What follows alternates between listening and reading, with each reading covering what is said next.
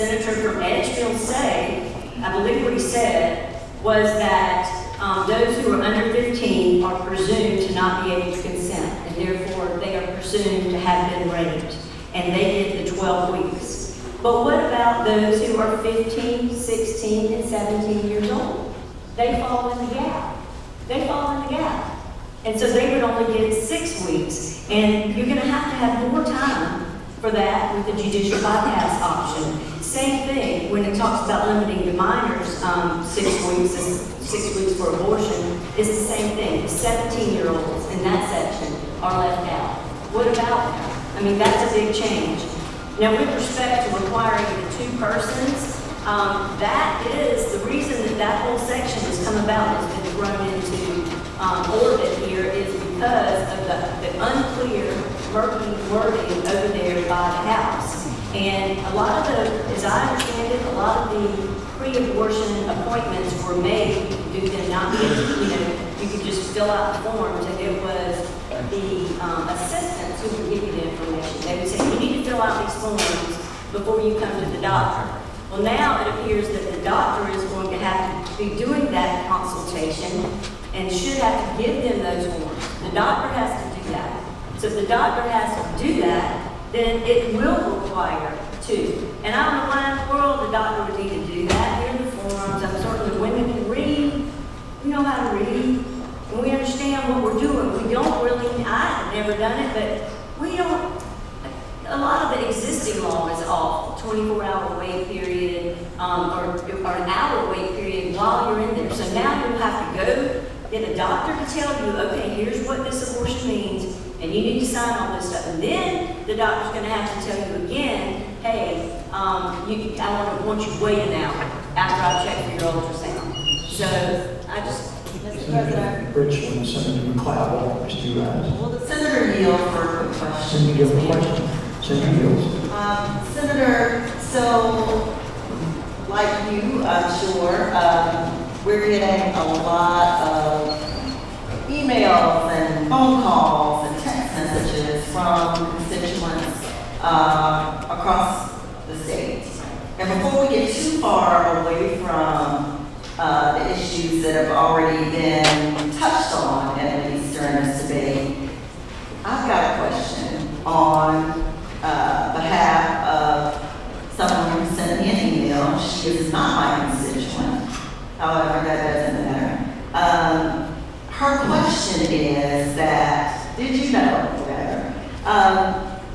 that South Carolina workers are insured under PEPA, as we know they are, and state employees and our spouses have all contraceptives covered, but those who have daughters up to age 26 are not covered. Will the section of the bill that mentions insurance now cover all female dependents or minors?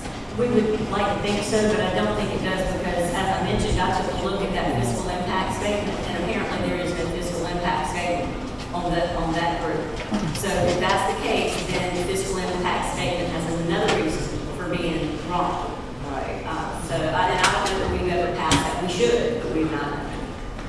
Thank you. Now, so then moving on, I think I heard some discussion from the senator from Colleton and the senator from Edgefield regarding whether there are any changes to what happens to doctors. I do believe. Or Senator Henry Walker, Mr. Urias. See if Senator Charles, you for a really quick question. Just briefly, I'm going to finish this section.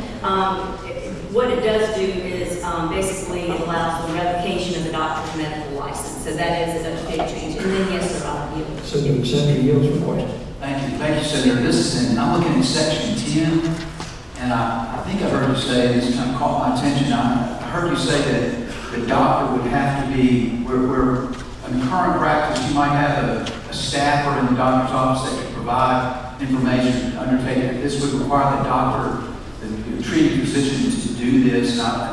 It jogged my memory that looking at section 10 under A1A. Can you tell me what page On mine, it's page 14 and 16.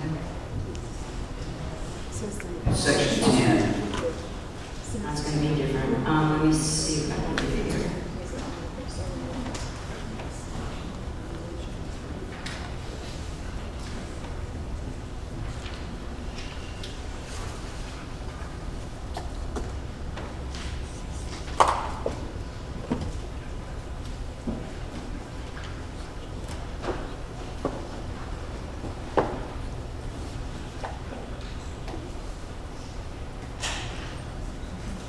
So what it says, I believe, and if I'm reading this, it's got the right section here.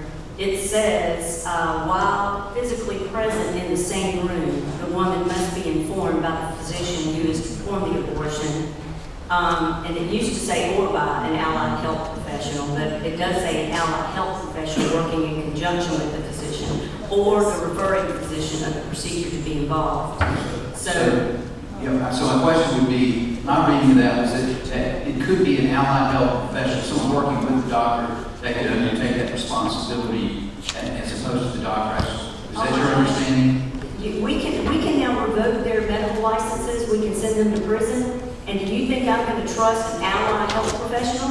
What is that? What's the definition of an allied health professional to get them over this second requirement of the face-to-face meeting? I was just asking, and I'm not disagreeing with the doctor and the doctor's judgment. They might choose not to use an allied health professional's capacity, but the bill would allow someone assisting the doctor to conduct this step. Is that not true? I would not, and for a moment, trust whatever an allied health professional is. Does that mean another doctor? I would hope so, because it says the doctor needs to do it. You know, we even took out, by the way, osteopaths. The House took out osteopaths. I don't know why they did that, but they did. Or the referring physician. So I guess you could go to your own doctor, and the doctor could say, okay, here's what abortion is going to happen to you, and all this kind of stuff. But that's still 2 visits. That's still 2 visits, and I would not construe allied health professional as anything other than a doctor, especially if my license and my freedom were at stake.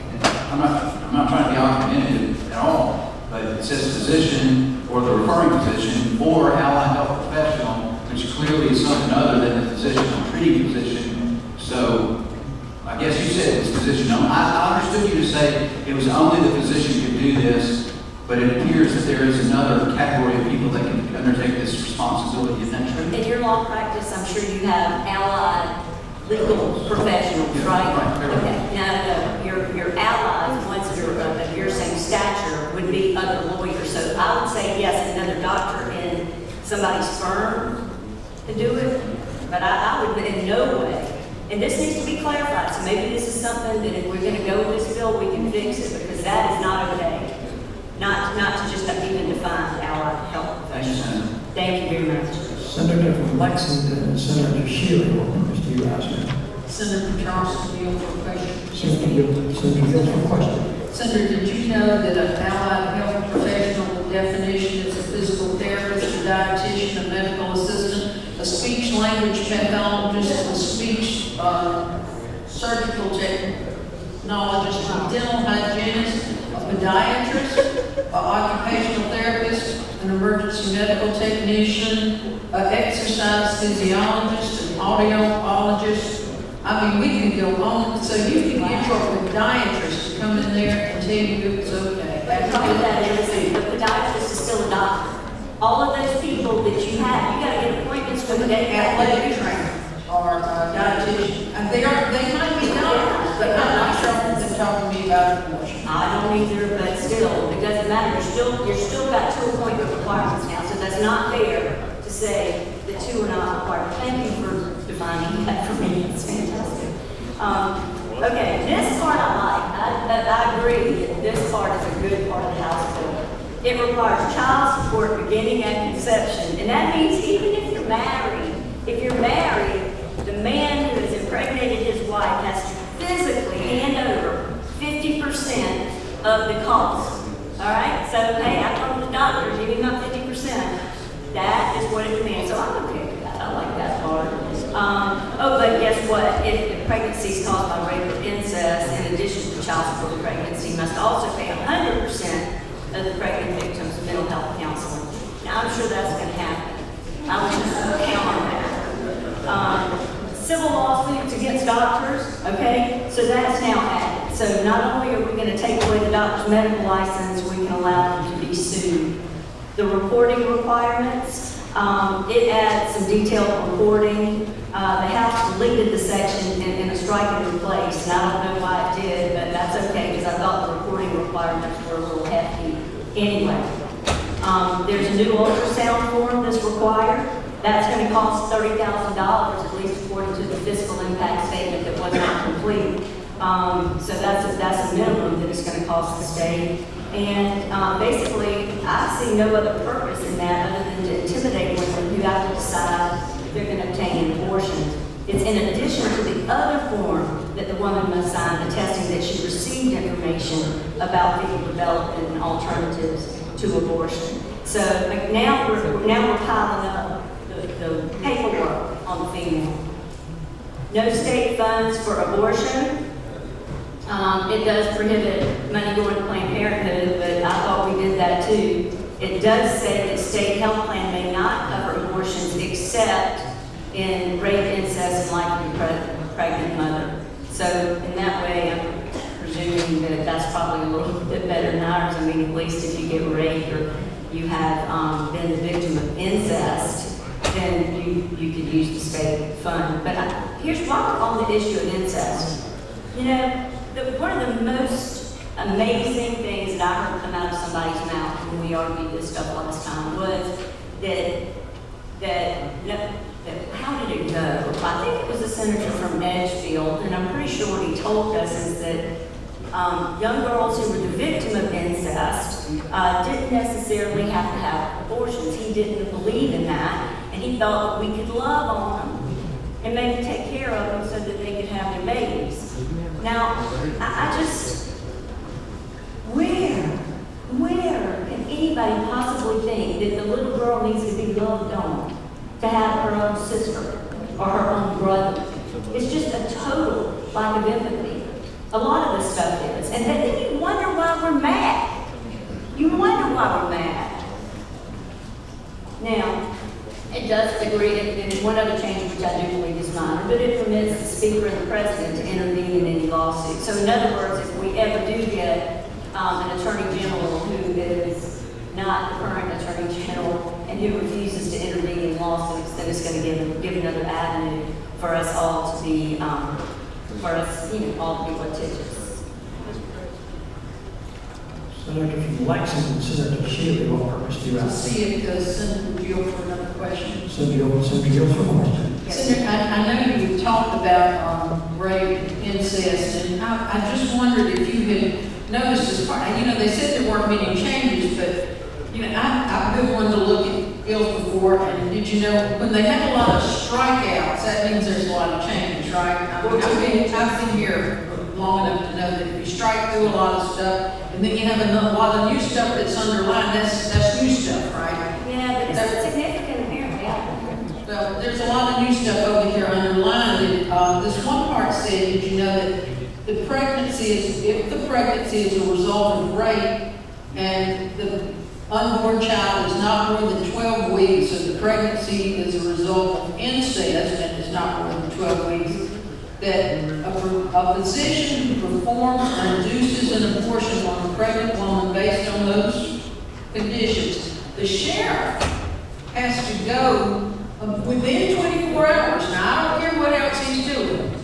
I mean, there could be a riot in town or whatever. I have a she sheriff, just saying.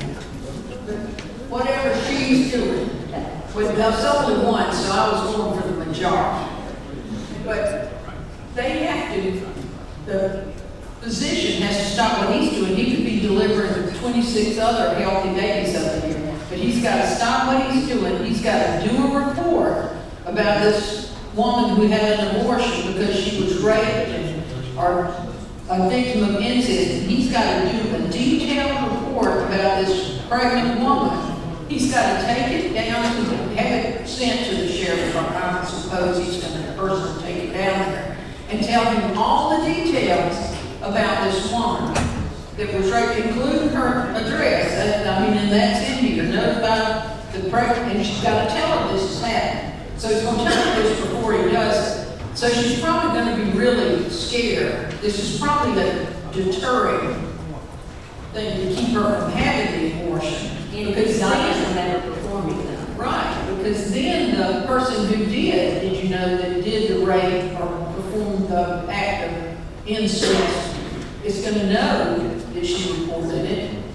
And then they're gonna know where she lives. And then we wonder why there's so much domestic violence in the great state of South Carolina. But that's because we just ran to the sheriff's department and told everybody where the woman is, that she had an abortion.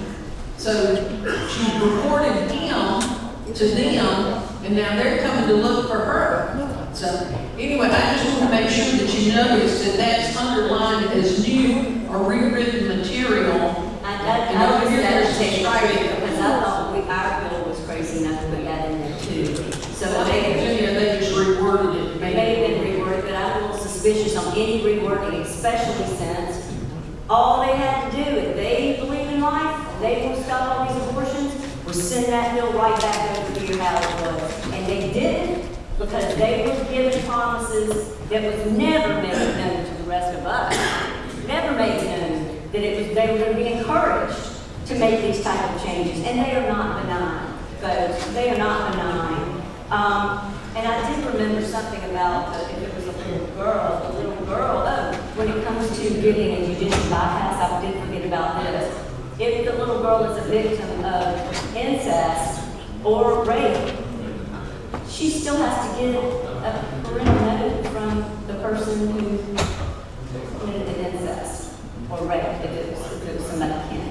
That was a change. I did notice that was a change. Is there, Mr. President? Senator Collins, what purpose do you ask? There was a question I had, I wanted to see if you said it with you, I'm sorry. I'm gonna get it. Senator Neal, Give me 10 years, Mr. President, I'll get it.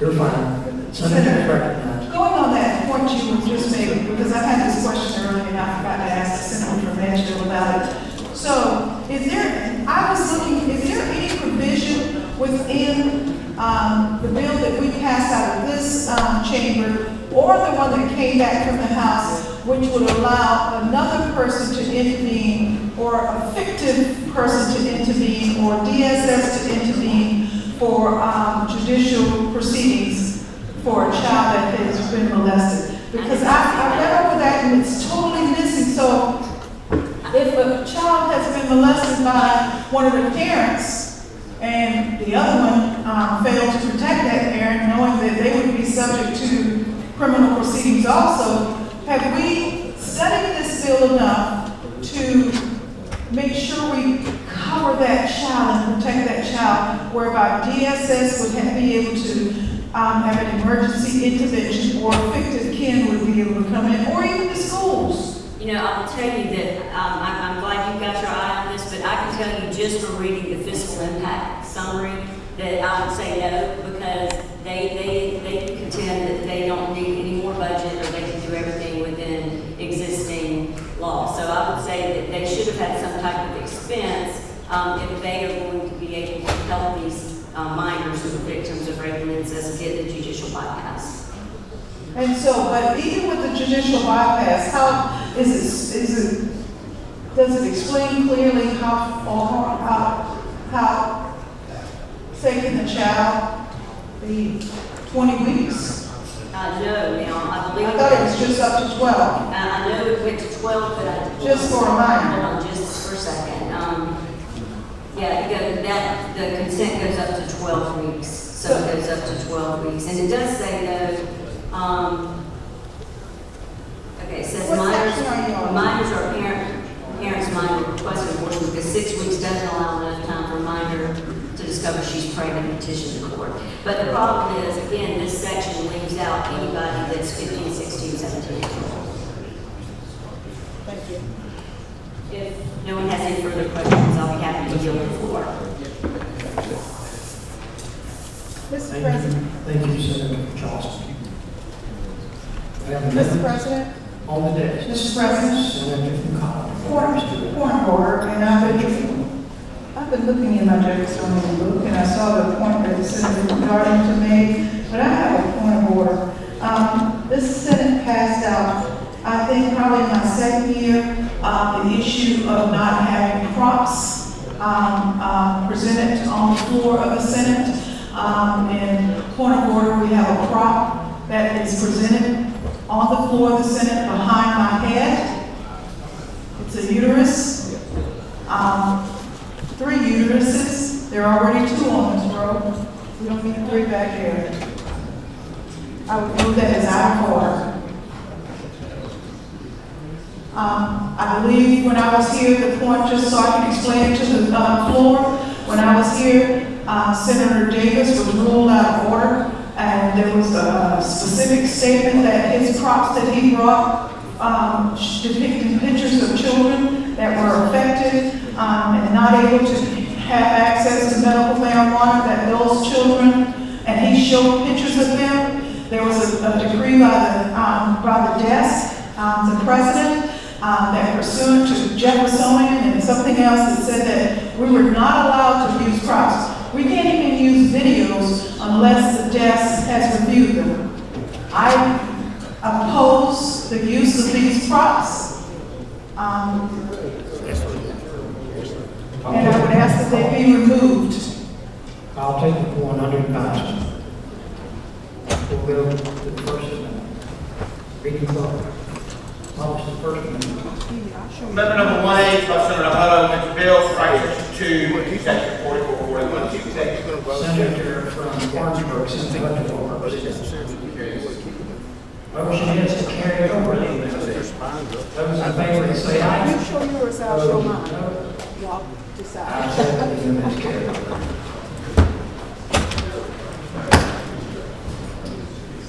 Reading vote. Publish the next amendment. Next amendment is number 2A by Senator Sheely and Gustafson, strike, Mr. Bill, strike all out there and acting words in it, sir. Senator from Lexington, Senator Sheila, Mr. Rice. Be heard on. You recognize Representative. Senator Bill.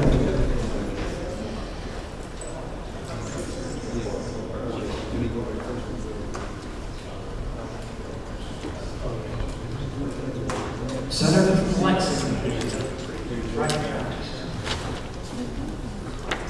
Thank you, Mr. President.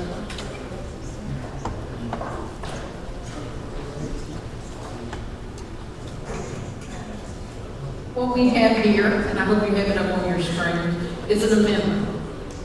It's actually an amendment that's been thought through. And it really has been thought through. It's been thought through a lot. Senator will be in order. And we can thank the House for that, because they have given us so long to think about it. It's not what the House chamber has decided we want or what we need. It's actually really a compromise, a real compromise. I want to thank them for giving me so much time to read. I've gotten a lot of books in the mail the last couple of weeks. Time to hear what women across South Carolina really think about this issue. What some women think when their husbands aren't telling them what to think. This is not a feel-good amendment. And by that, I mean an amendment that men here think will make us feel good, but a real compromise. We should all know by now, at least all of us that have been listening for the last 8 months, the progression of a pregnancy. If you stayed in your seat and have listened to Senator Gustafson, Senator Sin, Matthews, and McLeod, you know exactly how a woman gets pregnant, how she feels during pregnancy, the entire 9 months. Thank you, Senator. You know how a baby is born. You know how she feels afterwards. You even know about postpartum depression. If you didn't listen, we can give you a refresher course later today. What we didn't discuss was the exact size of the zygote, a fetus, a baby, a child, or whichever noun the House chooses to call it as it grows inside a woman's womb, and when we expect her to know she is pregnant. Now, earlier this morning, I passed y'all out some reading material, and we'll get to that as I go along, because it's been a while since we've been here. But the first 4 weeks, a fetus is the size of a poppy seed. Now, I know y'all all seen poppy seeds. They're on top of bread and all those things. 5 weeks, a sesame seed. We get those in our Chinese food. Senator Kempson's not back there, but he likes Chinese food. 6 weeks, a lentil. 7 weeks, a blueberry. 8 weeks, a raspberry. And by 9 weeks, a grape, and so forth. So on and so on. And y'all can read these. It's very colorful. Mason do real good making my chart. And by 12 weeks, it's the size of a lime. We are now about the size of those rubber babies we've all had the opportunity to have passed around, but we're not nearly as well formed. I don't want to leave, but y'all might miss some good information I've got here. We have been misled by those in the lobby who want us to believe different. All of you listening to me that have daughters and granddaughters, some of us are a lot older, I want you to stop and think about the laws that you're making for their future. If you talk to them, why don't you text them right now? I won't be offended. If you haven't talked to them, why don't you ask them how they feel about having you and the state of South Carolina being in their bedroom, at the dinner table, in the doctor's office, and in the labor room with them. You might even have to go to the police department with them if they have an abortion for some unfortunate reason to help give all their history to go in a permanent file. What happened to Hitler? My doctor can't even share my information with my family because of Hitler.